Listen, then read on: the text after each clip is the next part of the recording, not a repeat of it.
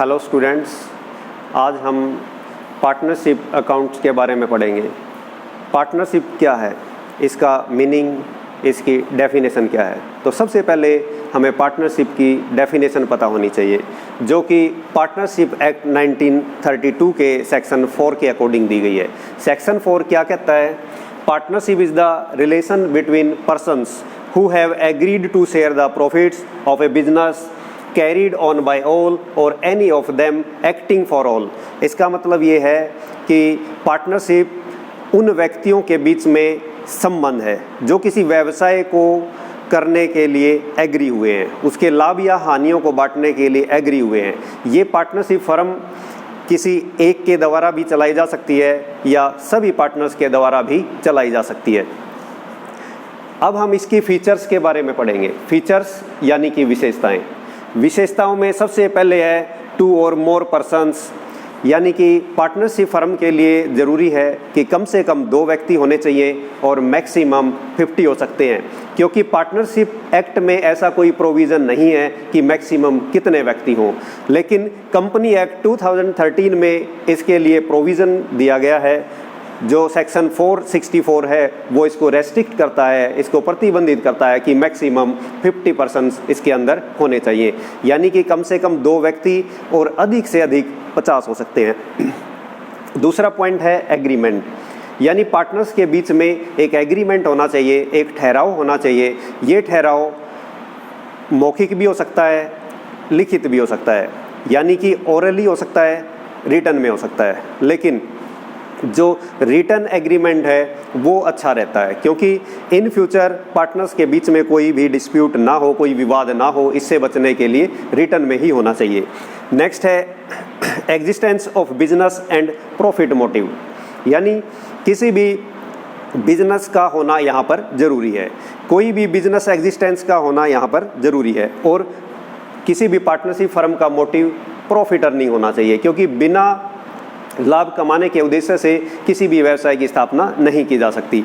Next है sharing of profits, यानी partners के बीच में लाभों का बंटवारा भी होना चाहिए।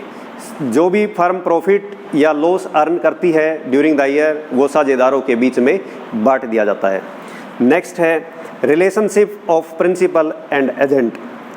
प्रत्येक पार्टनर अपने कार्यों से दूसरे पार्टनर्स को बाइंड कर सकता है और दूसरे पार्टनर भी किसी पार्टनर को अपने कार्यों से बाधित कर सकते हैं। इसलिए प्रत्येक पार्टनर के बीच में प्रिंसिपल और एजेंट का संबंध भी पाया जाता है।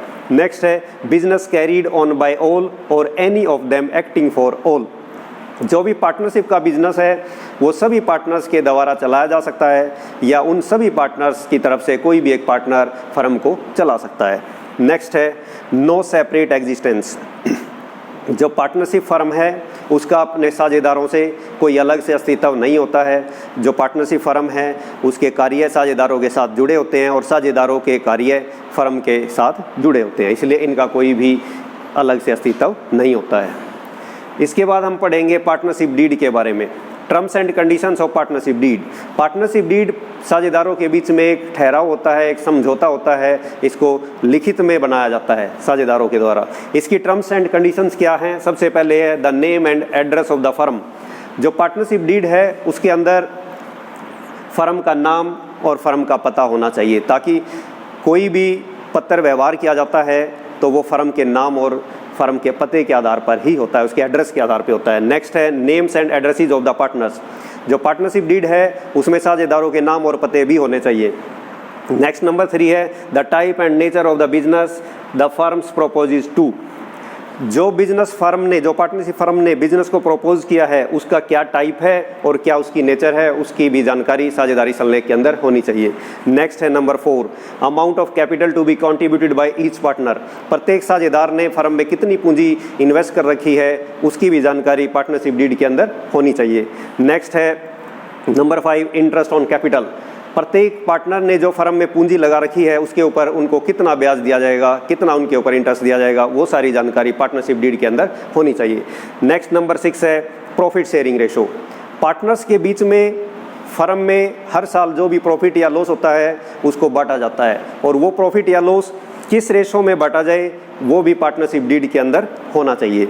नेक्स्ट है नंबर 7 कोई भी साझेदार जो दूसरे साझेदारों के अतिरिक्त अधिक काम करता है, साझेदारी फर्म के द्वारा उसको सैलरी दी जाती है अतिरिक्त कार्य के लिए, उसकी जानकारी भी साझेदारी सल्लेख के अंदर होनी चाहिए।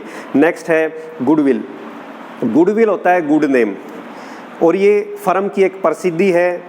जिस फर्म के नंबर ऑफ कस्टमर्स ज़्यादा होते हैं, यानी कि उसके ग्राहक ज़्यादा होते हैं, तो उस फर्म की प्रसिद्धि अधिक होती है, यही गुडविल है।